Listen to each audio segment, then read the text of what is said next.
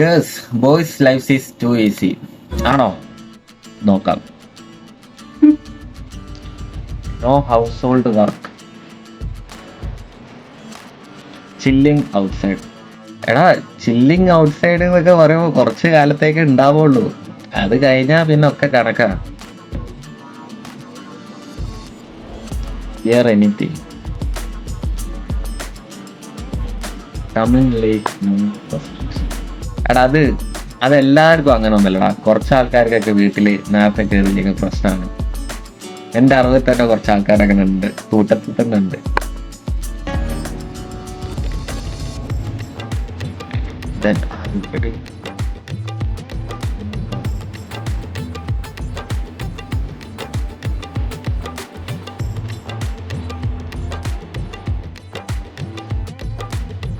സത്യമല്ലേ?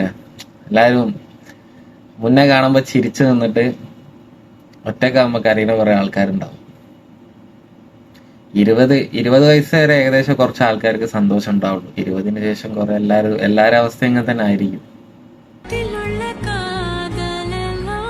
To hide your emotions every day. അതാട്ടോ ഈ ആൺകുട്ടികളൊരു മെയിൻ പോയിന്റ് ആണ്. To hide your emotions every day. എല്ലാ ദിവസവും നമുക്ക് പ്രശ്നങ്ങൾ ഉണ്ടെങ്കിലും നമ്മൾ ഇമോഷൻസ് ഹൈഡ് ചെയ്തിട്ടാണ് ഓരോ ദിവസം മുന്നോട്ട് പോവല്. We don't need to complete, we just need to understand each other.